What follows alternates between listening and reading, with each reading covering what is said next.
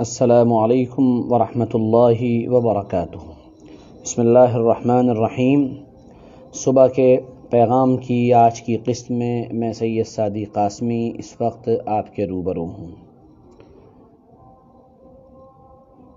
ہمارے بزرگوں میں ایک بزرگ گزرے ہیں جو بہت مشہور ہوئے ہیں۔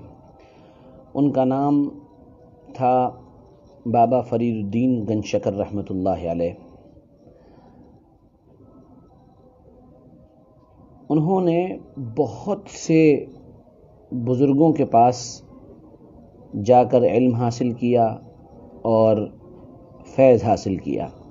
وہ اپنے بارے میں کہتے ہیں کہ میری 600 لوگوں سے ملاقات ہوئی، یعنی 600 اولیاء اللہ سے، اور ان سے میں نے کئی سوالات پوچھے۔ سب کے ذکر کرنے کا تو موقع نہیں ہے، البتہ ایک سوال جو بہت ہی اہم ہے اور ہماری پریکٹیکل زندگی سے اس کا بڑا تعلق ہے، اس کو میں اس وقت ڈسکس کرنے جا رہا ہوں۔ وہ سوال یہ تھا کہ دنیا کا سب سے مالدار آدمی کون ہے؟ تو بابا فرید الدین گنج شکر فرماتے ہیں کہ 600 اولیاء میں ہر ایک نے یہی جواب دیا مجھے، اور وہ جواب یہ تھا کہ جس کے اندر کسی طرح کا لالچ نہ ہو وہ سب سے بڑا مالدار ہے۔ اس کو ہم غنی کہیں گے، اس کو ہم پیسے والا کہیں گے۔ بات تو بڑی عجیب ہے، لیکن بات سچی ہے اور 100% سچی ہے۔ یہ بات ذکر کر کے میں کل رات کے ایک حادثے کی طرف آپ کا ذہن لے جانا چاہتا ہوں۔ فیروز آباد جہاں میں رہتا ہوں، یہاں ہمارا ایک محلہ ہے مدینہ کالونی، وہاں پر ہمارے والد صاحب نے ایک اسکول کی بنیاد ڈالی تھی سن 1994 میں۔ اس کے کچھ ہی دن کے بعد اس میں ایک ٹیچر پڑھانے آئے تھے جن کا نام تھا جناب سید مسرور حسن صاحب۔ اس اسکول کے نگراں اور ذمہ دار میرے بڑے بھائی جناب مفتی سید اکرم مصطفیٰ ایوبی صاحب تھے۔ ہمارے مسرور سر نے یا کہیے مسرور بھائی نے ان کے ساتھ تقریباً کوئی 18-19 سال یا کم و بیش ان کے ساتھ کام کیا، اور بہت ہی مثالی کام کیا۔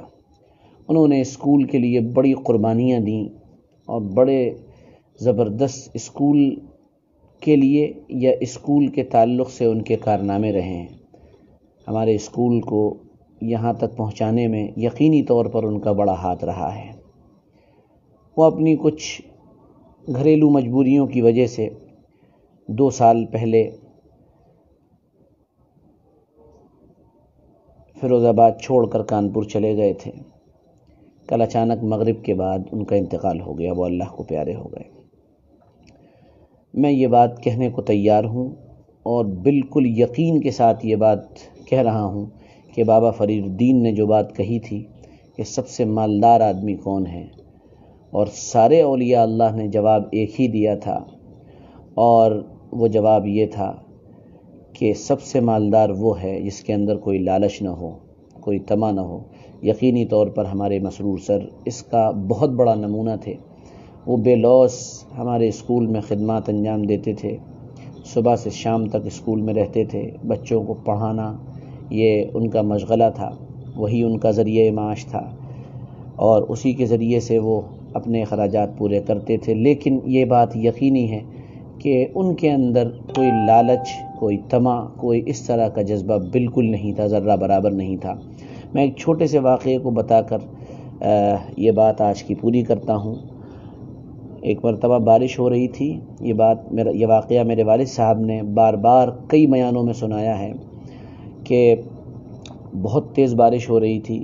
ان کا گھر اس وقت ہمارے یہاں سے کوئی 1-1.5 کلومیٹر دور تھا۔ یہ بہت تیزی سے سائیکل چلاتے ہوئے آئے، اور آنے کے بعد سیدھے اسکول میں گئے اور کچھ دیر اسکول میں رہے اور پھر واپس چلے گئے۔ بعد میں پتہ یہ چلا کہ اسکول کا کچھ اہم سامان ایسی جگہ رکھا ہوا تھا جہاں پانی پہنچنے کا ڈر تھا، تو یہ اللہ کا بندہ اپنے گھر سے بارش میں بھیگتا ہوا اس سامان کو بچانے کے لیے آیا تھا۔ یہ کام وہی انسان کر سکتا ہے جس کے دل میں کوئی لالچ نہ ہو اور بے لوث اس کے اندر خدمت کا جذبہ ہو۔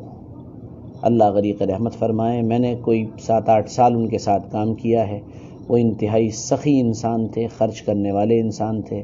جب ان سے کوئی بات کہی جاتی تھی فوراً اس کو پورا کرتے تھے۔ آپس میں اسٹاف ہونے کے ناطے ہم لوگ کہتے تھے مسرور سر چائے ہو جائے، تو وہ فوراً چائے منگایا کرتے تھے۔ یہ بڑا ہی عجیب و غریب اللہ تعالیٰ نے ان کو مزاج دیا تھا، جو کام کہو اس کے لیے وہ تیار رہتے تھے۔ خدا فضل فرمائے اور رحمت کرے ان کی روح پر، اللہ تعالیٰ ان کی قبر کو ان کے لیے عافیت کا اور راحت کا سامان بنا دے۔